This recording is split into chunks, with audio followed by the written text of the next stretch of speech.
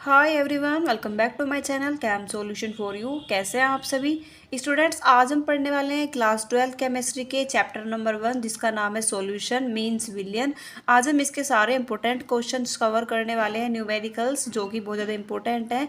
Basically paper में ये numerical similar भी आ सकते हैं और डिप्टो भी आ सकते हैं, तो वीडियो को मिस ना करें, पूरा देखें। आज हम पढ़ने वाले हैं, देखिए चैप्टर 1 के मोलरता, मोललता, मोल प्रभाज, परासरण दाब, क्वथनांक का उन्नयन, हिमांक में अवनमन, मोलल उन्नयन स्थिरांक और मोलल अवनमन स्थिरांक। हम इन सब पर क्वेश्चंस पढ़ने वाले हैं, न्यूमेरिकल्स देखने वाले हैं जो कि बहुत आसान है। बस आपको कुछ चीज़ें ध्यान रखनी है, आप आसानी से न्यूमेरिकल्स कर सकते हैं। देखिए सबसे पहले आपको ध्यान रखना है कि आपके जो क्वेश्चन होते हैं उसमें दो चीज़ें होती हैं, एक होता है आपका विलेय, एक होता है आपका विलायक। ओके, तो विलेय विलायक में डिफरेंस कैसे पता करना है, आपको चीज़ें ध्यान रखनी कि मान लीजिए आपको 10 ग्राम सॉल्यूशन में 2 ग्राम कुछ दे दिया, मीन्स ध्यान रखना है जिसकी मात्रा कम होती है वो आपका विलेय होता है और जिसकी मात्रा ज़्यादा होती है वो आपका विलायक होता है। ये दो चीज़ें आपको ध्यान रखनी है। राइटिंग मेरी क्लियर नहीं आ रही, मैं प्लीज़ पेन एक्सचेंज कर लेती हूँ एक बार। देखिए यहाँ तक आपको चीज़ें क्लियर है। जिसकी भी मात्रा कम होगी वो आपका विलेय होगा, जिसकी भी मात्रा ज़्यादा होगी वो आपका विलेय होगा, ठीक है, विलायक होगा। एक होता है नंबर ऑफ मोल्स जिसको हम डिनोट करते हैं एन से, मोलों की संख्या, इसको हम क्या बोलते हैं, मोलों की संख्या। तो फॉर्मूले के अंदर मोलों की संख्या का जिक्र होता है और मोलों की संख्या जो एन होती है इसका फॉर्मूला होता है W/m, यानी कि विलेय का भार बाय विलेय का अनुभार। ये हमारा विलेय का भार होता है एंड ये जो होता है हमारा विलेय का अनुभार होता है। ओके, एंड जो ये क्वेश्चंस है मोलरता, मोलरता का आपको फॉर्मूला जरूर पता होना चाहिए। इन सब के फॉर्मूले आपको जरूर याद होने चाहिए। पेपर में नॉर्मल भी पूछ सकते हैं डेफिनेशन वाइज, और अगर आपको न्यूमेरिकल आ गया तो आपको 100% पता ही होना चाहिए, क्योंकि अगर आप न्यूमेरिकल में आपको फॉर्मूला ही नहीं आता होगा तो आप कुछ नहीं कर सकते। ओके, तो चलिए सबसे पहले हम देखते हैं बेस्ड ऑन मोलरता और मोललता। ओके, सबसे पहला क्वेश्चन हम मोलरता पर देखते हैं, मोलरता किस तरह निकालते हैं किसी भी क्वेश्चन में। ओके, तो देखिए एक क्वेश्चन है 10 ग्राम NaOH को 300 ml में घोलने पर विलियन की मोलरता क्या होगी। अब ध्यान से समझिए, देखिए 10 ग्राम है, ये 300 ml है। अब आप खुद से देख सकते हैं किसकी क्वांटिटी ज़्यादा है किसकी कम है। ये 300 ज़्यादा है और ये 10 ग्राम जो है ये कम है। तो मैंने आपको जस्ट क्या बताया था कि जिसकी मात्रा कम होगी वो आपका क्या होगा, वो आपका विलेय होगा, और जिसकी मात्रा ज़्यादा होगी वो आपका क्या होगा, विलायक होगा। तो जब भी किसी भी क्वेश्चन में विलेय और विलायक दिया होता है तो सबसे पहले हमें उनका भार और अनुभार पता होना जरूरी है, तो हमें वो चीज़ें निकालनी पड़ेगी। तो सबसे पहले हम यहाँ पर देखिए, मैं आपको यहाँ पर बता देती हूँ, जो विलेय होता है उसकी मात्रा कम होती है, इसको हम A मान लेंगे, और जो विलायक होता है जिसकी मात्रा ज़्यादा होती है, मैं फिर से बता रही हूँ, वो आपका क्या है, उसको मैंने B मान लिया है। ओके, तो देखिए 10 ग्राम NaOH, यानी कि जो NaOH है ये हमारा विलेय का वर्क कर रहा है, ठीक है। तो यहाँ पर हम लिख सकते हैं विलेय का भार, विलेय का भार किससे डिनोट करेंगे हम इसको हम डिनोट करेंगे स्मॉल w से। तो यहाँ पर इस विलेय का भार कितना है हमारा 10 ग्राम, तो यहाँ पर हमारा देखिए 10 ग्राम वैल्यू विलेय के भार की आ गई है। अब हमें निकालना होगा विलेय का अनुभार, विलेय का अनुभार। अब देखिए विलेय क्या है हमारा, NaOH है, NaOH है ना। तो अगर हम NaOH का अनुभार निकालेंगे तो NaOH का जो अनुभार होता है वो डायरेक्टली बताऊं तो 40 होता है। अब आप देखिए सोडियम का कितना हो 11 है, तो सोडियम का जो होता है आपका वो 23 होता है, और उसके बाद में ऑक्सीजन का 16 होता है, हाइड्रोजन का 1 होता है। तो टोटल अगर मैं बात करूँ तो यहाँ पर जो विलेय का अनुभार आएगा वो आपका आएगा 40, और विलेय के अनुभार को किससे डिनोट करेंगे, M से। तो यहाँ पर जो आपकी M की वैल्यू आ जाएगी वो क्या आ जाएगी, M आ जाएगी। तो अभी जो हमने पढ़ा 10 ग्राम यानी कि विलेय के बारे में पढ़ा है। अब बात करते हैं विलायक की। तो यहाँ पर देखिए विलायक है एक आपका विलायक का भार। अब हमें विलायक का भार देखना है, विलायक का भार, इसको किससे डिनोट करेंगे, इसको डिनोट करेंगे हम V से। अब देखिए V से डिनोट क्यों किया, जब भी हमारी वैल्यू ml में होती है, मींस लीटर को मिलीलीटर में चेंज किया हमने, जब भी हमारी वैल्यू ml में होती है तो उसको हम V से डिनोट करते हैं। V मीन्स वॉल्यूम, आयतन। और अगर यहाँ पर ग्राम होता तो हम किससे डिनोट करते हैं, M से। ओके, तो यहाँ पर वॉल्यूम कितनी है हमारी, यहाँ पर 300 ml। इतनी चीज़ें क्लियर है, आपका विलेय का भार, विलेय का अनुभार, विलायक का भार, ये 3 चीज़ें आ गई है। ओके, अब हम देखते हैं हमें निकालना क्या है, हमें निकालनी है विलियन की मोलरता। तो हम यहाँ पर फॉर्मूला पुट कर देंगे,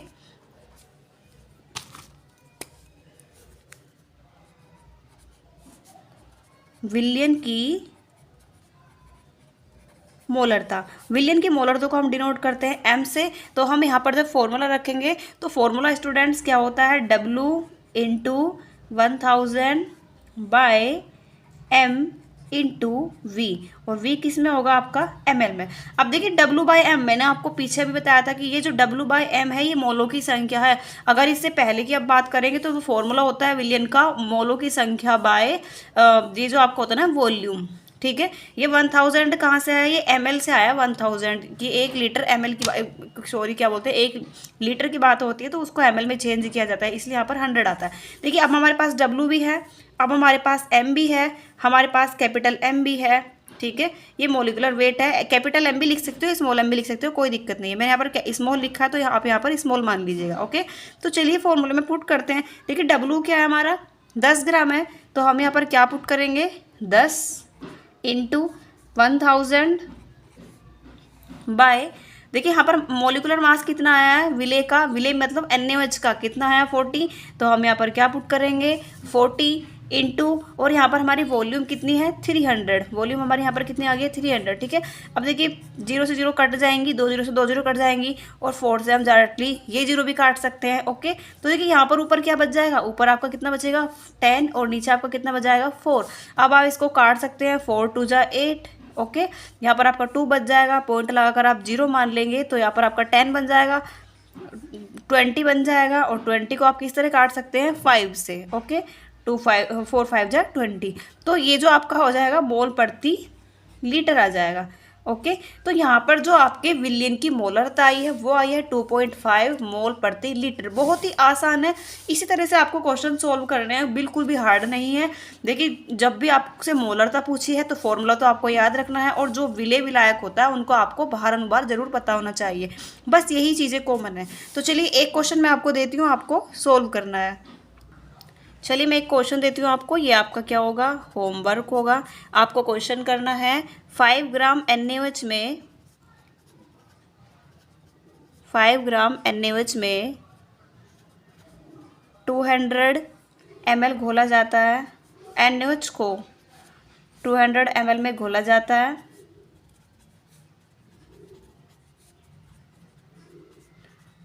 तो M बताइए, यानी कि मोलरता बतानी है, ठीक है। बिल्कुल सेम टू सेम क्वेश्चन है, कोई डिफरेंस नहीं है। आपको ये सोल्व करके कमेंट में आंसर जरूर बताना है कि आपके इस क्वेश्चन का आंसर क्या आया है, ओके। तो बेसिकली अभी हमने मोलरता के ऊपर क्वेश्चन पढ़ा है, अब हम पढ़ेंगे मोलरता के ऊपर क्वेश्चन, ओके।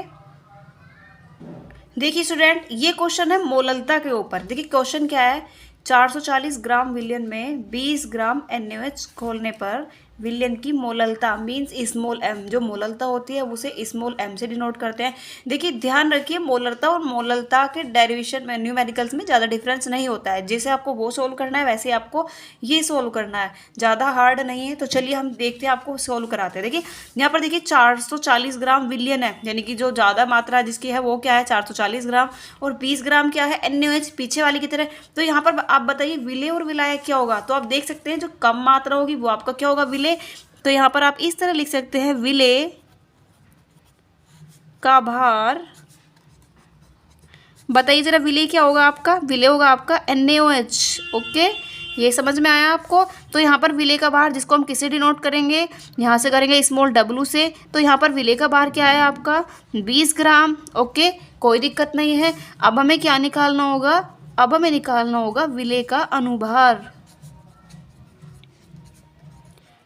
विलय के अनुभार को किससे डिनोट करेंगे, m से डिनोट करेंगे। तो देखिए यहाँ पर NaOH का जब हम भार निकालेंगे तो वो आपका कितना आ जाएगा, यहाँ पर देखिए आप यहाँ से देख सकते हैं कितना आएगा NaOH का। तो यहाँ पर NaOH का मैंने आपको पीछे भी सोल्व करवाया था, सोडियम का 23 होता है, 23 फिर 16 +1, तो आपका कितना हो जाएगा, यहाँ पर आपका हो जाएगा 40। तो यहाँ पर विलय का अनुभार और अनुभार दोनों निकल कर आ गए हैं।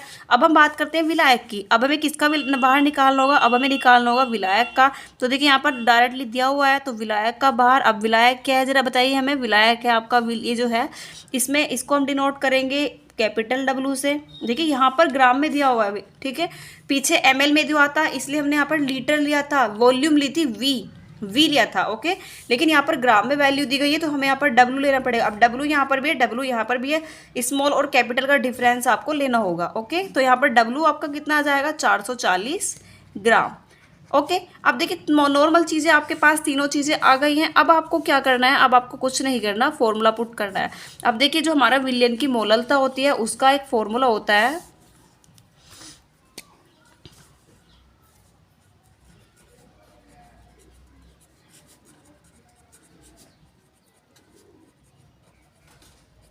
इसको डिनोट करेंगे हम स्मॉल एम से। इसका फॉर्मूला होता है students W into 1000 by M into capital M, okay. ये सॉरी यहाँ पर डब्लू आएगा, बाहर की बात हो रही है, यहाँ पर कैपिटल ये लिखा ना, कैपिटल डब्लू आएगा यहाँ पर, ओके। अब देखिए यहाँ पर डब्लू जो है वो विले का बाहर है, एम जो है विले का अनुभार है। अब ये 1000 क्यों आया, 1000 यहाँ पर क्यों आएगा, क्योंकि यहाँ पर किलोग्राम की बात हुई है, 1 किलोग्राम विलियन की बात हुई है, तो यहाँ पर इसलिए यहाँ पर 1000 लिया गया है। बेसिकली ये आपके पास फॉर्मूला आ गया। अब आपको वैल्यूज पुट करनी है। अब आप देखिए डब्लू कितना है आपका, 20 ग्राम है, तो यहाँ पर आप 20 लिखेंगे, 20 इंटू यहाँ पर आप 1000 लगाएंगे। एंड जो मोलिकुलर वेट है आपका कितना आया है, 40 आया है। और यहाँ पर वैल्यू आपका वो कितना है, डब्लू कितना है आपका, 440। यहाँ तक कोई दिक्कत नहीं है। जो 440 है ये आपका किस में है, वॉल्यूम किस में होगी, आपकी ग्राम में होगी, ये आपको ध्यान रखना है, ओके। अब देखिए आप इस जीरो से ये जीरो कट जाएगा, इस जीरो से ये जीरो कैंसिल आ जाएगा, या फिर 20 दूनी 40, आप इसको डायरेक्ट काट दीजिए, 20 दूनी 40, ये 2 बचेगा, ओके। अब इस 2 से इस 100 को काट दीजिए, तो आपका कितना हो जाएगा, यहाँ पर ये आपका हो जाएगा 50। तो आपके पास क्या बचेगा, आपके पास बचेगा 50/44। कन्फ्यूजन तो नहीं है ना, 20 दूनी 40, यहाँ पर 2 बचेगा, इस 2 से हम 100 को, 0 से 0 कट जाएगी तो 100 बचेगा, और 2 से 100 को काटेंगे तो यहाँ पर 50 आ जाएगा, और 50 44 हो जाएगा। अब हम इसको काटते हैं तो देखिए यहाँ पर 1 हो जाएगा, 41 जा 14, यहाँ पर आपके कितने बचेंगे, 6 बचेंगे, 6 में आप 0 लगा देंगे, आपका 100 हो जाएगा, ओके। तो आपका ये 1.13 समथिंग आंसर आ जाएगा, ओके। तो ये आपका क्या हो जाएगा, ये आपका हो जाएगा मोल प्रति किलोग्राम। यहाँ पर ग्राम में लिया था, यहाँ पर इसलिए किलोग्राम में वैल्यू आई है, पीछे आपका लीटर में लिया था, मतलब मिलीलीटर में लिया था, इसलिए आपके वहाँ पर लीटर में वैल्यू आई थी। तो ये बहुत ही ईजी क्वेश्चन है, आप इसको इस तरह से सोल्व करते हैं। ये आपका फॉर्मूला चेंज करना है, और मोललता में कोई खास डिफरेंस नहीं है। तो चलिए इसमें भी मैं आपको एक न्यूमेरिकल एक होमवर्क देती हूँ, आपको ये सोल्व करके बताना होगा कि इसकी वैल्यू क्या आई है, ओके। तो यहाँ पर आपको लिखना है 3.65 ग्राम HCl को 100 ग्राम विलियन में घोलने पर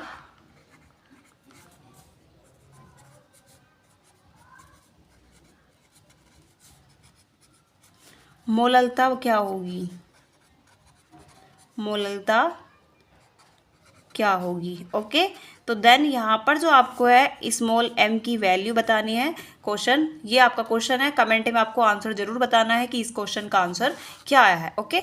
तो बेसिकली हमने मोलरता और मोललता पे क्वेश्चन पढ़ लिए हैं। अब हम पढ़ेंगे मोल प्रभाज पर क्वेश्चन।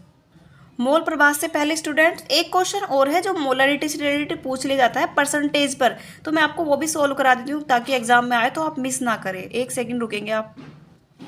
जैसे देखिए ये क्वेश्चन है एक, 50 ग्राम K2CO3 50% K2CO3 पोटेशियम कार्बोनेट की मोलरता बतानी है, ठीक है, मोललता सॉरी, स्मॉल m बताना है।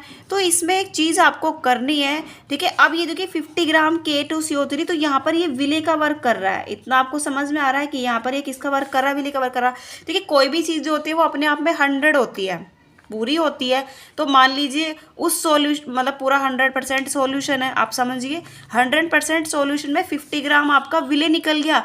तो अगर 50 ग्राम आपका विले है तो 50 ग्राम आपका क्या बचेगा, विलायक बचेगा। दिमाग से सोचिए आप कि अगर 50% कोई भी चीज़ है वो आपकी विले और विलायक से मिलकर बनती है। अब उसमें जो विले की मात्रा है वो 50% है, तो सीधी सी बात है जो विलायक की मात्रा होगी, जो और अदर मात्रा होगी वो आपकी क्या होगी, 50% होगी। तो आप इस तरह से यहाँ पर निकाल सकते थे कि विले का भार क्या है आपका,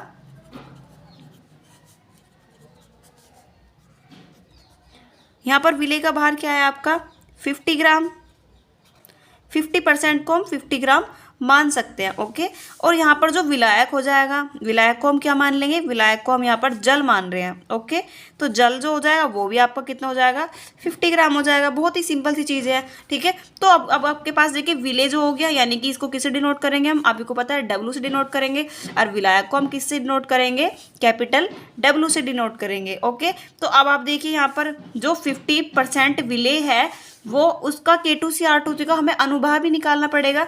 तो मैं अनुभार को यहीं पर लिख देती हूँ। यहाँ पर जो आपका अनुभार होगा, अब अनुभार को किसे डिनोट करेंगे, मैंने आपको पीछे बताया था, अनुभार को डिनोट करेंगे M से। यहाँ पर स्मॉल w है तो यहाँ पर स्मॉल m ले लेंगे, और यहाँ पर जो हमारा K2CO3 है इसका जो अनुभार आएगा बेसिकली वो निकल के आएगा 138। आप निकाल भी सकते हैं कि पोटेशियम का होता है 19, 19 दूनी 38, यहाँ पर 38 समथिंग हो जाएगा, 38 39 होता है, और कार्बन का आपका कितना हो जाएगा 16, 6 दूनी 12, 12 इसका हो जाएगा, एंड ऑक्सीजन का आपका कितना होता है 16, 16 थी 48। तो आप जोड़ेंगे जब तो आपका टोटल जोड़ के आ जाएगा 2 × 39 + 12, टोटल आपका 138 निकल कर आ जाएगा। अगर चाहे तो मैं आपको निकाल कर भी दिखा सकती हूँ ताकि आप कंफ्यूज ना हो। देखिए आपका फॉर्मूला क्या है, K2CO3, तो पोटेशियम कितने यहाँ पर 2 हैं, और पोटेशियम का जो होता है वो होता है आपका 39। ओके, प्लस कार्बन का कितना हो जाएगा 8 दूनी 16, कार्बन का 6 दूनी 12, एंड ऑक्सीजन के कितने हो जाएंगे, आप डायरेक्ट लिख सकते हैं यहाँ 48 हो जाएंगे। देखिए 16 होता है ना, 16 या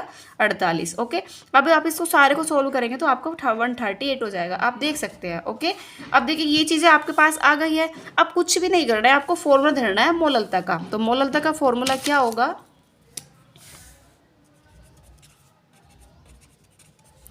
अभी जस्ट हमने पीछे पढ़ा था मोललता का formula, W × 1000/m × capital W। ठीक है, ये हमारा फॉर्मूला था। अब देखिए हमारे पास स्मॉल w है, स्मॉल w कितना है हमारे पास 50 ग्राम, कोई दिक्कत नहीं है, इनटू क्या हो जाएगा आपका 1000 हो जाएगा। m जो है हमारे पास मोलिकुलर वेट कितना है 138, यहाँ पर आपका 138 हो जाएगा, एंड w क्या है, विलायक का भार क्या है आपका 50%, तो यहाँ पर आपका 50% हो जाएगा। देखिए 50 यहाँ पर रख दिया हमने। अब ये जो 50 होगा ये 50 ग्राम है, तो आपको पता है ये किस में होता है, आपका ग्राम में होता है। अब देखिए बेसिकली हमने वैल्यू सारी रख दी है। अब देखिए 50 से 50 आप डायरेक्टली कैंसिल कर सकते हैं, कोई दिक्कत नहीं है। अब आपके पास यहाँ कितना बचता है, यहाँ आपके पास बचता है 1000/138। ओके, तो अब आप इसको काट सकते हैं, काट के देख लीजिएगा 138 ये आपका कितनी बार कटेगा, ये आपका कट जाएगा, ये आपका कट जाएगा 7.24। और ओके, और जो वैल्यू होगी आपकी वो आपको पता है किस में होती है, मोल प्रति किलोग्राम में होती है। तो कुछ नहीं है, बस आप इसको 100% जो भी आपको यहाँ पर अमाउंट जो भी आपको यहाँ पर सोल्यूट दिया गया है आप उसको 100 में से माइनस कर दीजिए। मान लीजिए 20%, 30% जो भी दिया गया है उसको आप 100 में से माइनस कर दीजिए, वो आपका निकल के आ जाएगी वैल्यू। तो वो आपकी यहाँ पर वैल्यू आ जाएगी विलायक की, जैसे विलेय की आपको दिए तो विलायक की आप खुद से निकाल सकते हैं। तो इस तरह से आप क्वेश्चन कर लेते हैं। ओके, अब हम क्वेश्चन पढ़ते हैं मोल प्रभाज के ऊपर।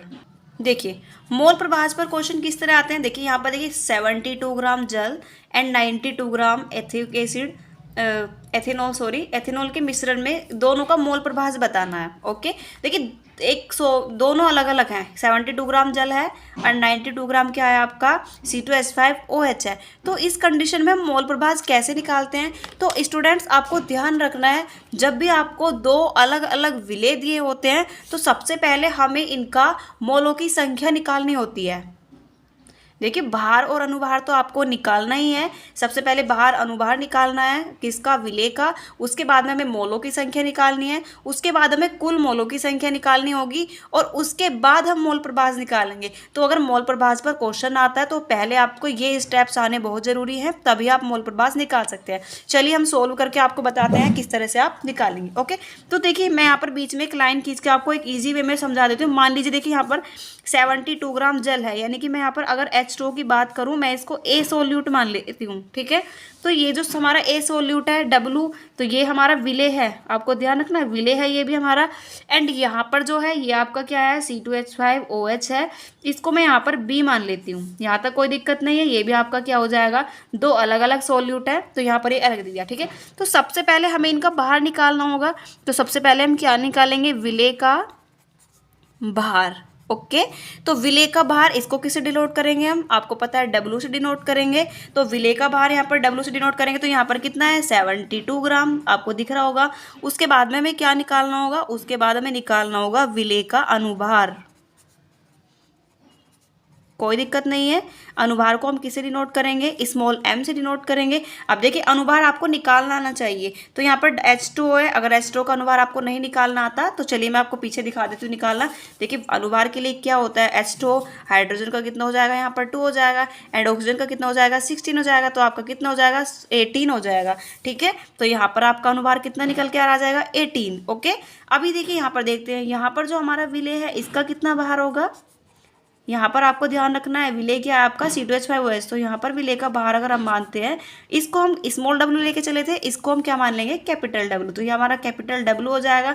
तो इसका भार कितना हो जाएगा, यहाँ पर देखिए दिया हुआ है इसमें 92 ग्राम, तो इसकी वैल्यू कितनी आ जाएगी 92 ग्राम। उसके बाद में हमें निकालना होगा विलेय का अणुभार।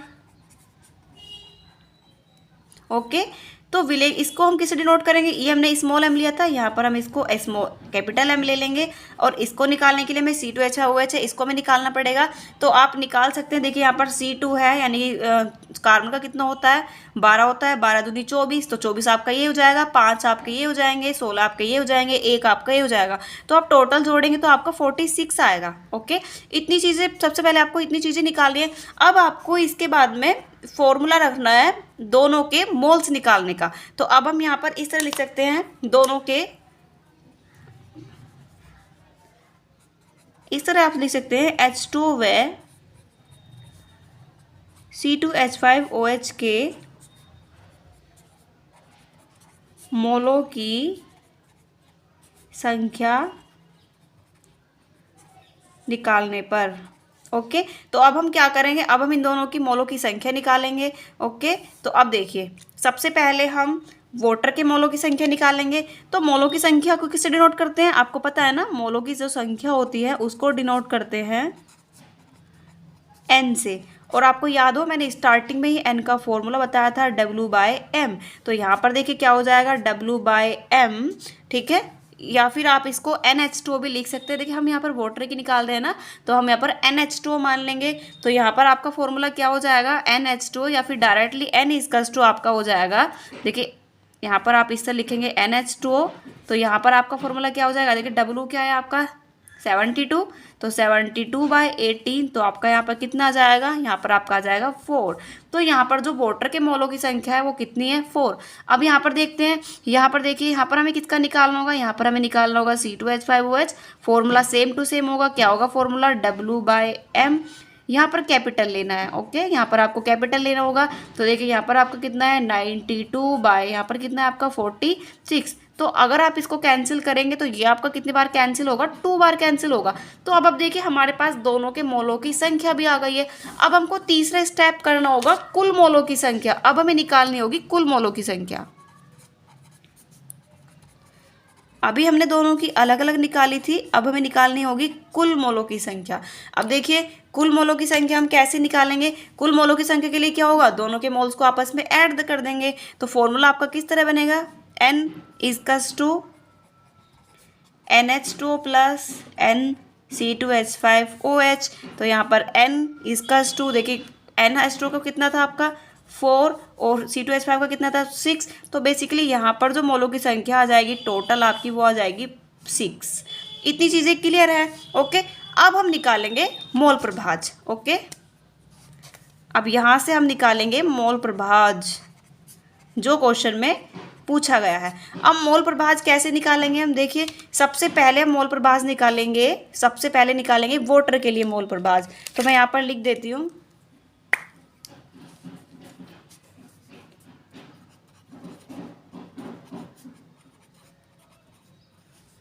H2SO वाटर के लिए, सॉरी मोटर के लिए, वाटर के लिए मोल प्रभाज। ओके, अब देखिए इसका मोल प्रभाज का एक फॉर्मूला होता है। फॉर्मूला क्या होता है, जल के मोलों की संख्या, ध्यान से समझिएगा, जल में मोलों की संख्या बाय, और नीचे होगा आपका कुल मोलों की संख्या। ये फॉर्मूला है, आपको पता होना चाहिए वरना आप गड़बड़ कर देंगे एग्जाम में। ओके, अब देखिए जल में कुल मोलों की संख्या कितनी आई थी हमारी, 4 आई थी। आपने देखा होगा यहाँ पर कितनी आई थी, 4 आई थी। तो ये आपका क्या हो जाएगा 4। एंड कुल मोलों की संख्या कितनी आई थी आपकी, 6 आई थी। तो ये आपकी कितनी हो जाएगी 6। तो क्या हम इसको 2 से काट सकते हैं, देखो 2 2 जा 4, 2 3 जा 6, 2 2 जा 4, 2 3 जा 6, 2/3। तो यहाँ पर जो आपकी मोल प्रभाज की वैल्यू आएगी वो आपकी आएगी 2/3। ओके, तो ये किसकी वैल्यू है, मोल प्रभाज की। तो यहाँ पर आप लिख सकते हैं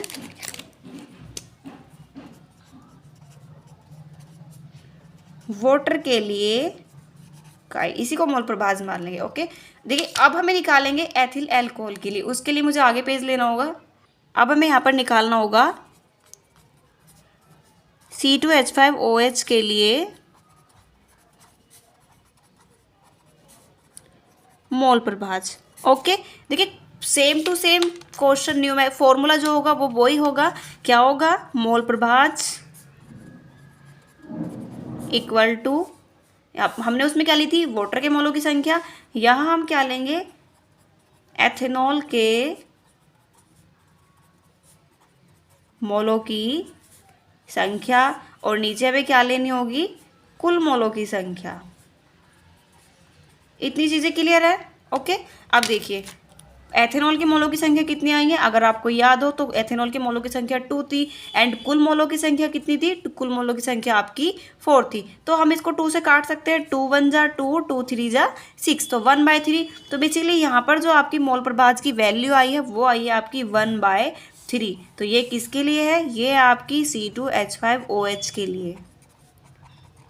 ठीक है, तो बहुत ही इजी क्वेश्चन है। मैं आपको एक बार फिर से रिवाइज करा देती हूँ ताकि आप इजीली समझ सके। देखिए जब भी आपको मोल प्रभाज पर क्वेश्चन आता है तो आप पहले जो आपको दो सोल्यूट दिए हैं दोनों का भार और अनुभार निकाल लीजिए। उसके बाद में आपको कुल मोलों की संख्या निकालनी है। सबसे पहले मोलों की संख्या के लिए फॉर्मूला होता है W/M। फॉर्मूला रखिए, दोनों वैल्यूज आ जाएगी, ये जो वैल्यूज आई है मोलों की संख्या।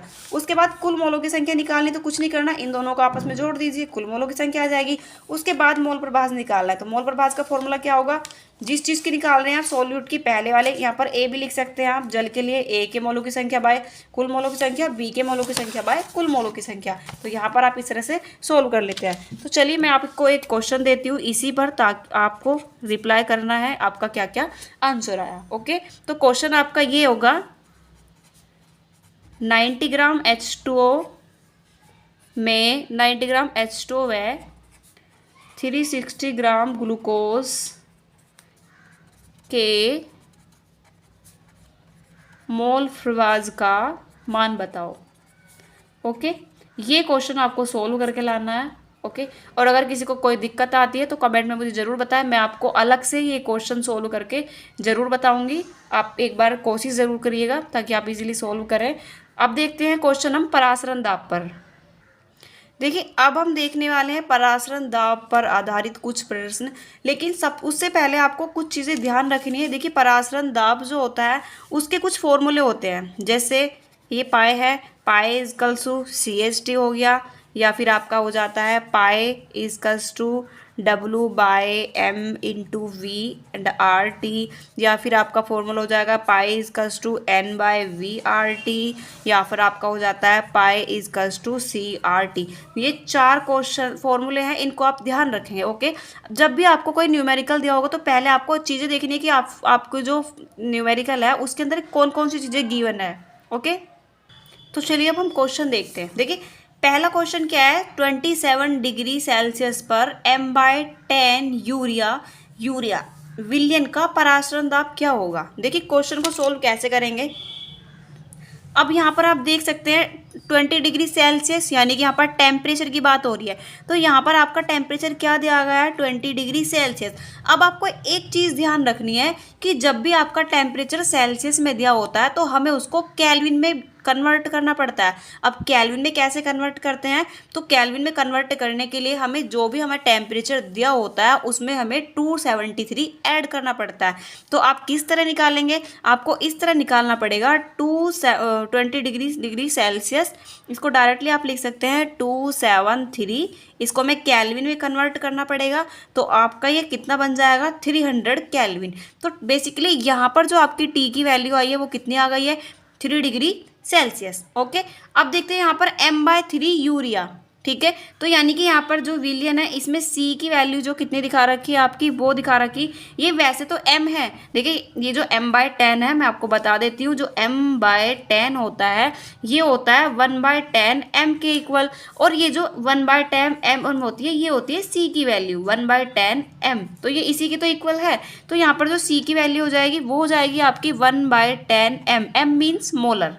ओके, ये आपकी C की वैल्यू आ गई है यहाँ से, ये आपकी यहाँ पर T की वैल्यू आ गई है। अब देखिए पाई हमें निकालना है। ओके, देखिए हमें पाई निकालना है, C हमारे पास है, T हमारे पास है, और ध्यान रखिएगा जो R होता है वो गिवन होता है। ठीक है, यहाँ पर क्वेश्चन में भी R गिवन दे देते हैं। देखिए तो R की वैल्यू जो होती है यहाँ पर वो होती है आपकी 0.0821, इसको आपको ध्यान रखना है। R की वैल्यू कभी कभी दे देते हैं कभी कभी नहीं देते, तो ज़्यादा डिफिकल्ट नहीं है, आप इसको याद भी कर सकते हैं। ओके, तो ये वैल्यू आपको गिवन होगी। अब देखिए फॉर्मूला, अब देखिए आपके पास R है, T है, C है, CRT, तो आपको मैंने फॉर्मूले लिखवाए थे। अब देखिए इसमें कहीं CRT है, देखिए ये रहा CRT, यानी कि हम इस फॉर्मूले का यूज़ कर सकते हैं उस क्वेश्चन के लिए। तो फॉर्मूला क्या है, पाई इक्वल्स टू CRT। तो यहाँ पर हम फॉर्मूला रखेंगे pi equals to CRT। Okay, तो देखिए पाई इक्वल्स टू C की वैल्यू क्या है, यहाँ पर C की वैल्यू है आपकी 1/10, ओके, इंटू R की वैल्यू इतनी आपकी, R की वैल्यू आपकी 0.0821, एंड T की वैल्यू कितनी है आपकी, T की वैल्यू आपकी 300। इसमें यहाँ तक कोई दिक्कत नहीं है। अब देखिए क्या आप 0 से 0 नहीं काट सकते, कट जाएगी ना, तो यहाँ पर 0 से 0 कट जाएगी, तो बेसिकली ये तो आपका कुछ नहीं बचा, तो आपकी वैल्यू कितनी बचेगी 0.0821 इंटू 30, यहाँ पर आपका कितना बचेगा 30 बचेगा। तो अगर आप इसको सोल्व करेंगे टोटल को, ठीक है, तो 4 नंबर के बाद 0 है, तो ये जो आपका आंसर आ जाएगा ये आपका हो जाएगा 1.4630, ये आपका आंसर आ जाएगा। आप सोल्व करके देख लीजिए, 4 नंबर के बाद 0 लगा देंगे तो ये आपकी एग्जैक्ट वैल्यू आएगी। तो बेसिकली पाई इक्वल्स टू है, अब आप इसको पीछे से हटा भी सकते हैं, तो यहाँ पर आपकी पाई की वैल्यू 2.4 भी आप लिख सकते हैं, जो कि इसमें होगी एटम। ओके, तो यहाँ पर आपकी पाई की वैल्यू आ जाएगी। बहुत ही ईजी क्वेश्चन है, कोई दिक्कत नहीं है। देखिए एक क्वेश्चन और देख लेते हैं, क्योंकि ताकि आपको ईजिली समझ में आए। देखिए यहाँ देखिए कोई एक क्वेश्चन है 1 मोलर विलियन वाला, 1 मोलर विलियन का 27 डिग्री ताप पर परासरण दाब। ओके, यहाँ तक कोई दिक्कत नहीं है। तो अब इसको किस तरह निकालेंगे, देखिए अब देखिए 1 मोलर विलियन, यानी कि यहाँ पर C की वैल्यू कितनी आई है 1 मोलर, वहाँ पे इस तरह दी हुई थी M, यहाँ पर इस तरह से डायरेक्ट दे दिया है, तो यहाँ पर C की वैल्यू कितनी है आपकी 1 मोलर है, कोई दिक्कत नहीं है। 27 डिग्री सेल्सियस, अब देखिए यहाँ पर टेम्परेचर 27 डिग्री सेल्सियस था, लेकिन हमें इसको जब ऐड करना पड़ेगा तो ये आपका 3 डिग्री सेल्सियस दोबारा से 3 डिग्री केल्विन में बदल जाएगा, हमें केल्विन में कन्वर्ट करना पड़ेगा, मैंने आपको ऊपर बताया था। ओके, और देखिए आर की वैल्यू गिवन भी होती है, और अगर गिवन भी नहीं है तो आपको याद होनी चाहिए 8.0821, और पाई हमें क्या करना होगा, पाई हमें निकालना होगा।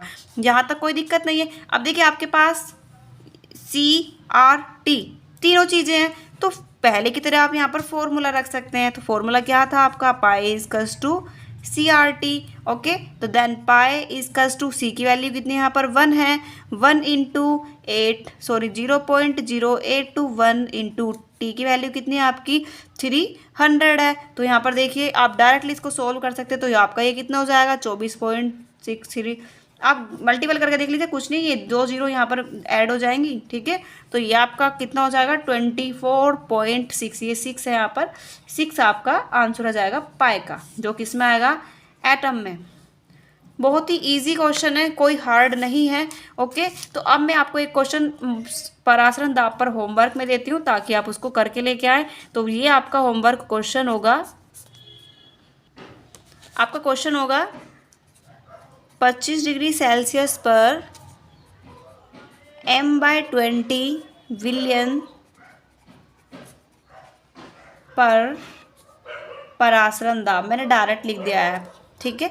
25 नहीं, आपको 27 भी कर लीजिए। आप 25 से निकाल सके 25 से निकाल लीजिएगा, 27 कर लीजिएगा यहाँ पे, वरना आपको ये क्वेश्चन बताना है, आपको आंसर बताना है कि आपका आंसर कितना आया है। ओके, चलिए परासरण दाब का एक क्वेश्चन और मैं आपको सोल्व करा देती हूँ ताकि आपको और अच्छे से समझ में आए।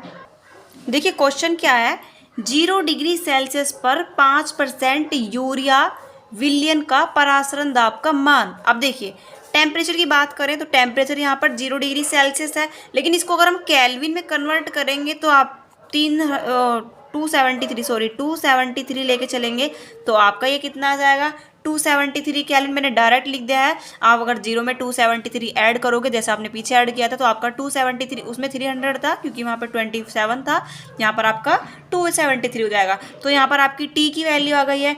अब उसके बाद देखते हैं 5 ग्राम यूरिया विलयन का परासरण दाब। अब यहाँ पर देखिए विले की बात हो रही है, तो यहाँ पर विले जो होता है, विले का भार, जिसको हम किसे डिनोट कर सकते हैं, यहाँ पर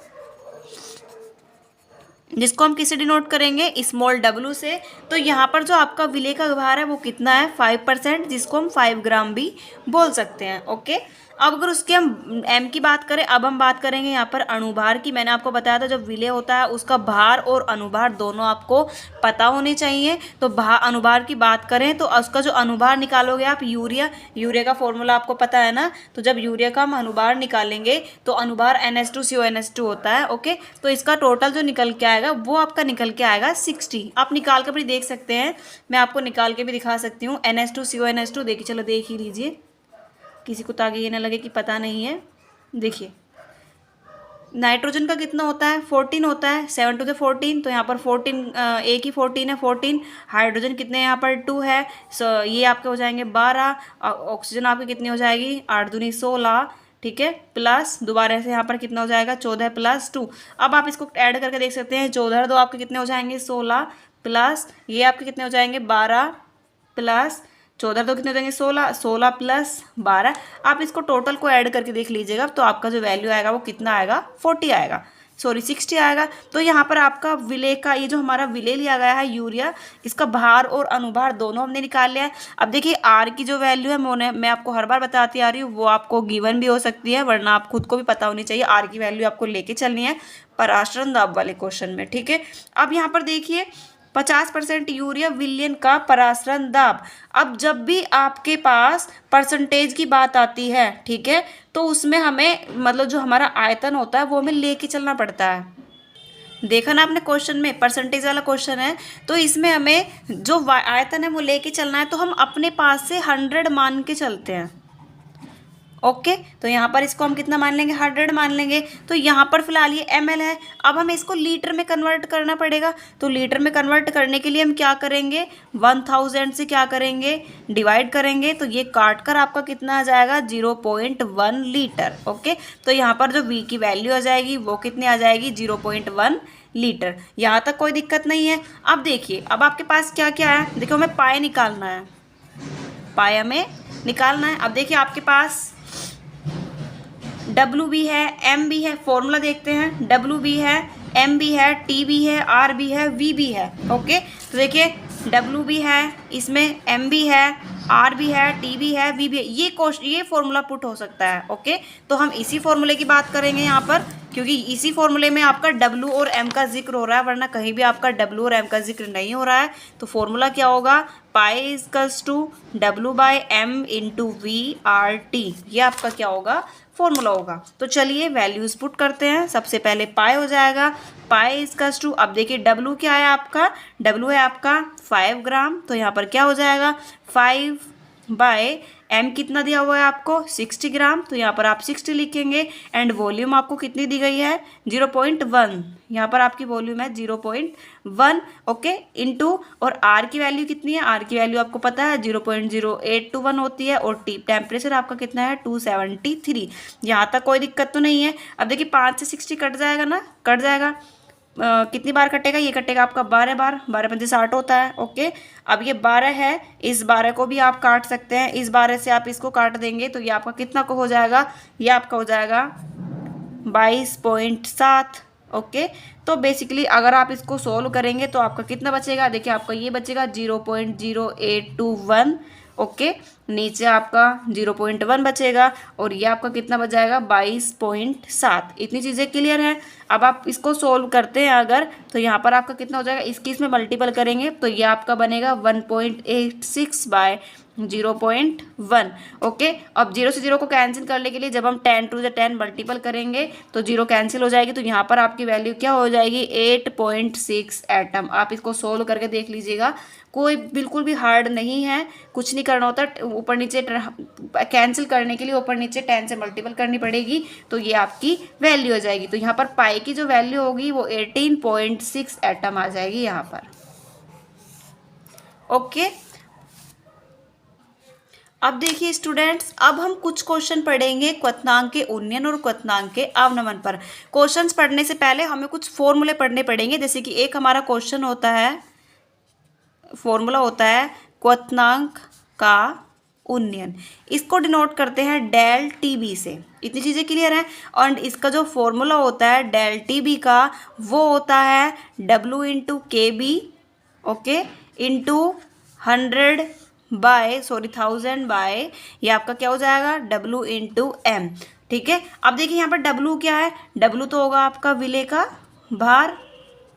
ठीक है, यहाँ पर क्या होगा, ये अनुभार होगा और ये यहाँ पर विलायक का अनुभार होगा। ठीक है, एक होता है आपका हिमांक का अवनमन। ओके, तो इसको हम डिनोट करते हैं डेल टी एफ से। तो यहाँ पर आपका डेल टी एफ कितना हो जाएगा, डेल टी एफ का फॉर्मूला हो जाएगा K F into 1000 by W into M. देखिए स्टूडेंट्स, हो सकता है पेपर में आपसे ये पूछ ले, तो अगर आपको ये दिया हुआ है, ये सब चीज़ें दी हुई है, तो आप इस फॉर्मूले को लगा सकते हैं। हो सकता है पेपर में ये पूछ ले, अगर ये आपको दिया हुआ तो आप इसको इधर ले जाएंगे, इसको उधर ले जाएंगे। डायरेक्टली पूछा है तो कोई दिक्कत नहीं है, लेकिन कभी कभी पेपर में ऐसा होता है फॉर्मूला यही लगता है लेकिन अंदर की चीज़ें पूछ लेते हैं। जैसे यहाँ पर ये पूछ लेंगे तो इसको इधर कर देंगे, इसको इधर कर देंगे, सेम ऐसे इसको इधर कर देंगे, इसको इधर कर देंगे। तो चलिए अब हम एक क्वेश्चन देखते हैं, आपको ये फॉर्मूले ध्यान रखने हैं। देखिए क्वेश्चन क्या कहता है कि 35.5 ग्राम एसीटोन, जिसका क्वथनांक कितना है 56.3 है, उसमें क्वथनांक 56.3 सेल्सियस में घुले हुए 0.45 ग्राम कपूर। ओके, मतलब उसमें जो घुला हुआ है वो कितना है 0.45 ग्राम कपूर है, जिसका अनुभार कितना है 152। कभी कभी पेपर में दे देते हैं अनुभार, लेकिन आपको पता भी होना चाहिए कि किसका फॉर्मूला क्या होता है, ताकि आप उसका अनुभार निकाल सकें। उसके क्वथनांक की गणना करनी है हमें, किसकी गणना करनी है, क्वथनांक की। एंड क्वथनांक का फॉर्मूला क्या, मतलब सिंबल क्या बताया था मैंने आपको, del T B, del T B. तो यहाँ पर आपको क्या निकालना होगा, यहाँ पर आपको डेल टी बी निकालना होगा, क्वथनांक की बात की गई है। और एसीटोन के प्रति 100 ग्राम का, यानी कि के बी की वैल्यू आपको दी गई है 17.2 डिग्री सेल्सियस। ओके, अब देखिए डेल टी बी, देखिए यहाँ पर फॉर्मूला देखिए, डेल टी बी के अंदर के बी की वैल्यू आपको दी गई है और आपसे पूछा क्या है, आपसे पूछा है डेल टी बी। तो ये फॉर्मूला आप पुट करेंगे। अब देखिए सबसे पहले कुछ चीज़ें जो आपको पता होनी चाहिए। देखिए यहाँ पर आप देख सकते हैं, देखिए यहाँ पर 35.4 ग्राम क्या है, एसीटोन है। ठीक है, तो ये हमारा जो होगा, इसकी मात्रा ज़्यादा है, इसकी मात्रा कम है। तो मैंने आपको स्टार्टिंग में बताया था कि जिसकी वैल्यू कम होती है वो विलेय होता है, जिसकी वैल्यू ज़्यादा होती है तो विलायक होता है। तो सबसे पहले हम विलेय की बात कर लेते हैं। तो विलेय जो है, यहाँ पर हम लिख सकते हैं विलेय का भार, जिसको हम किससे डिनोट करेंगे, स्मॉल w से डिनोट करेंगे। तो वो कितना है आपका, वो है आपका 0.5 ग्राम। यहाँ तक कोई दिक्कत नहीं है। अब हमें निकालना होगा इसका अनुभार, तो यहाँ पर विलेय का अनुभार निकालेंगे। और हम इसको किससे डिनोट करेंगे, इसको डिनोट करेंगे हम एम से। तो ये आपका कितना होगा, देखिए गिवन है हमें 152, यहाँ तक कोई दिक्कत नहीं है। अब ये किसका वर्क कर रहा है, विलायक का, तो हमें यहाँ पर क्या निकालना पड़ेगा, विलायक का भार दिया हुआ है, तो विलायक का भार कितना है यहाँ पर, जिसको हम इसको हम कैपिटल डब्ल्यू से डिनोट करेंगे। तो ये आपका कितना है 35.4 ग्राम। ओके, ये थोड़ी बेसिक सी चीज़ें लिख दी है, WMN ये सब चीज़ें है ना, देखिए पेपर में आपको क्वेश्चन में दी गई है WMN। ओके, के भी आपको दिया हुआ है ऑलरेडी। तो यहाँ पर जो फॉर्मूला पुट करना है हमें क्वथनांक का अवनमन, जिसका फॉर्मूला क्या होता है, इसका फॉर्मूला होता है डेल टी बी। देखिए डेल टी बी निकालना है हमें, तो डेल टी बी का फॉर्मूला होगा आपका del T B equal to K B into W into 1000 by M into W. Okay, अब देखिए यहाँ पर देखिए हमें ये तो निकालना है, इसको छोड़ देते हैं फिलहाल के लिए। देखिए के बी की वैल्यू यहाँ पर दी गई है, तो के बी की वैल्यू कितनी है यहाँ पर 17.2, कोई दिक्कत नहीं है। डब्लू मतलब विलेय का भार, तो विलेय का भार यहाँ पर कितना है, देखिए 0.45, तो यहाँ पर 0.45 हो जाएगा, और इंटू में आपका क्या है 1000। अब यहाँ पर देखिए एक एम मतलब यहाँ पर क्या है, मोलिकुलर मास, तो मोलिकुलर मास कितना है यहाँ पर 152 है, और डब्लू क्या है यहाँ पर विलायक का भार, वो कितना है आपका 35.4 ग्राम। इतनी चीज़ें क्लियर है, कोई दिक्कत नहीं है। अब देखिए यहाँ पर, देखिए यहाँ तक कोई दिक्कत नहीं है। अब देखिए जब आप इसको मल्टीपल करेंगे आपस में, तो ये आपका 45 हो जाएगा डायरेक्ट, तो 17 पॉइंट इंटू यहाँ पर आप 45 लिख सकते हैं, एंड नीचे आपका क्या है ये 1.2 इंटू 30.4। तो बेसिकली जब आप इसको सोल्व करेंगे, तो सोल्व करने के बाद जो आपकी डेल टी बी की वैल्यू आ जाएगी, वो आ जाएगी आपकी 0.144 डिग्री सेल्सियस। ओके, आप इसको सोल्व भी कर सकते हैं काट के, टाइम की वजह से मैं आपको डायरेक्टली आंसर लिखवा रही हूँ। अगर आपको सोल्व ना हो तो प्लीज़ आप कमेंट करना, मैं आपको इसको ओपनली दोबारा से सोल्व करा दूंगी। ओके, अब देखिए नेक्स्ट क्वेश्चन देखते हैं। देखिए स्टूडेंट्स, अब एक क्वेश्चन देखते हैं हम। 12 ग्राम ग्लूकोज को 100 ग्राम जल में घोलने पर, यानी कि जो हमारा विलेय है वो हमारा 12 ग्राम है, और जो हमारा विलायक है वो हमारा 100 ग्राम है। तो जल में घोलने पर जो विलायक होता है उसका जो बॉइलिंग पॉइंट क्वथनांक होता है, वो जो होता है 0.34 डिग्री सेल्सियस बढ़ जाता है, इतना इंक्रीज होता है। तो उन्होंने क्या कहा है कि जो हमारा 100 ग्राम जल है, उस जल का मोलल उन्नयन स्थिरांक आपको बताना है। ओके, तो मोलल उन्नयन स्थिरांक क्या होता है आपका, के भी होता है, तो ये आपको बताना है यहाँ पर। अब देखिए मैंने आपको बताया विलेय और विलायक होगा, तो ये क्या होगा आपका, ये आपका विलेय होगा। तो यहाँ पर हम लिख सकते हैं, मैंने आपको कितनी बार कहा है, बार बार बोल रही हूँ कि जो भी आपको विलेय विलायक दिया है उसका आपको भार और अनुभार जरूर पता होना चाहिए।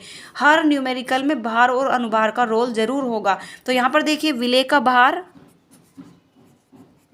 किसको डिनोट करेंगे, इसको स्मॉल डब्ल्यू से डिनोट करेंगे, तो यहाँ पर ये कितना होगा आपका 12 ग्राम, कोई दिक्कत नहीं है।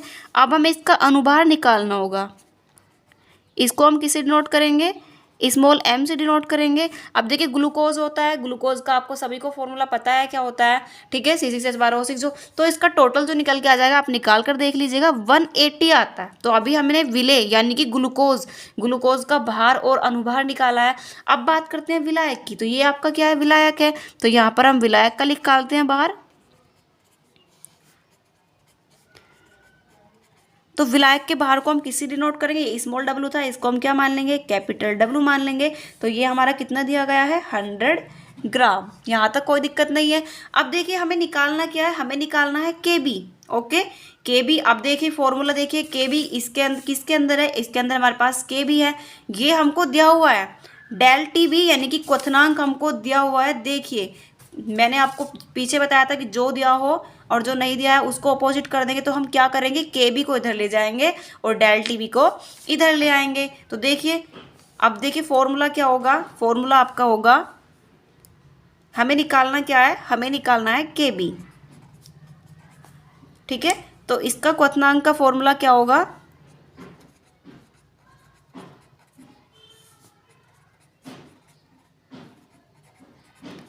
क्वथनांक का फॉर्मूला जिसको हम किसी नोट करेंगे डेल टी बी से, तो ये आपका कितना होगा, del T B equals to 1000 into W into K B by और ये आपका क्या हो जाएगा m इंटू डब्लू। अभी हमने पीछे भी ये क्वेश्चन पढ़ा है, बिल्कुल भी हार्ड नहीं है। ओके, तो देखिए यहाँ पर हम डायरेक्ट लिख सकते हैं। देखिए डेल टी बी की वैल्यू कितनी दी गई है, डेल टी बी की वैल्यू पेपर में दी गई है 0.34। यहाँ तक कोई दिक्कत नहीं है। ओके, इजकल्स टू 1000 हमें गिवन है, एंड डब्लू क्या है, विले का भार। विले का भार कितना है 12 ग्राम, तो यहाँ पर हम कितना लिखेंगे 12 लिखेंगे। ओके, एंड के भी हमको ऐसे ही लिखना है क्योंकि के भी तो हमको निकालना है।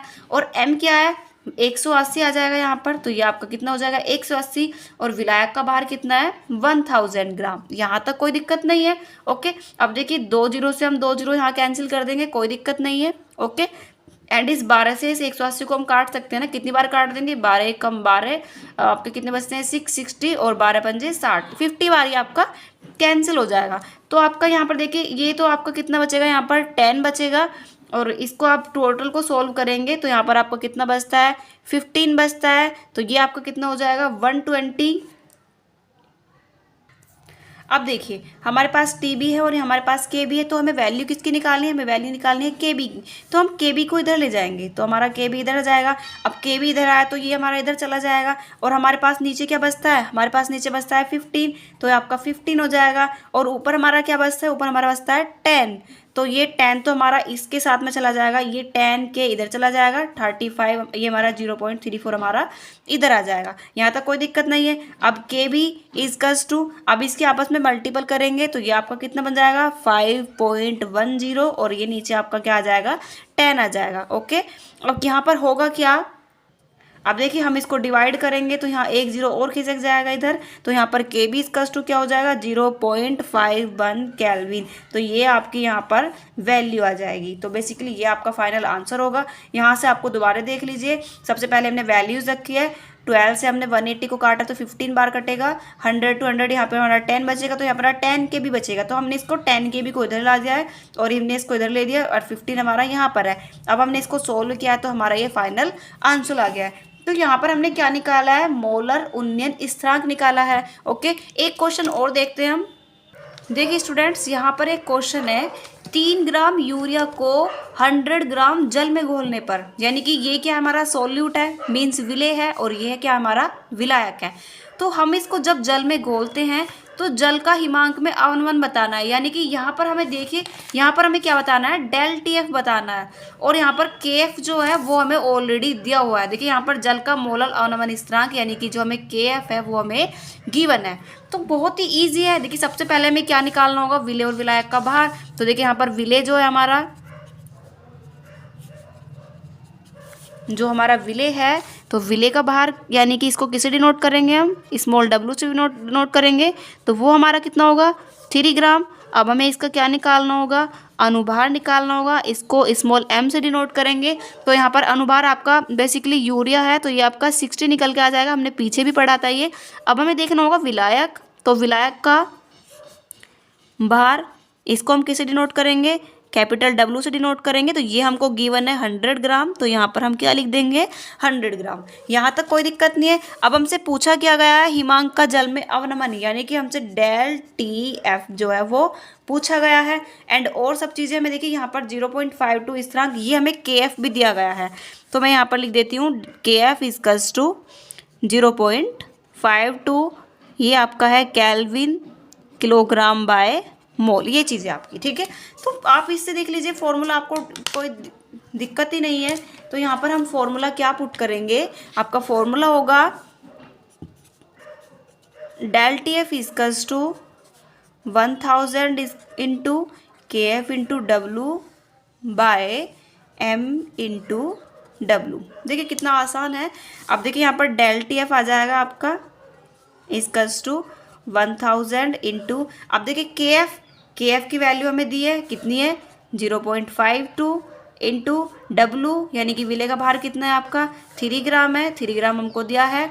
एम कितना है हमारा 60, तो यहाँ पर हमारा 60 हो जाएगा इंटू, और यहाँ पर आपका विलेय का भार, विलायक का भार कितना है 100 ग्राम। इतनी चीज़ें क्लियर है। अब देखिए 20 से 20 कैंसिल हो जाएंगी, ठीक है, कोई दिक्कत नहीं है। इस 0 से भी ये 0 कैंसिल हो जाएगी, कोई दिक्कत नहीं है। अब 3 2 जा 6, ये 3 से 2 भी कैंसिल हो गया हमारा, ठीक है।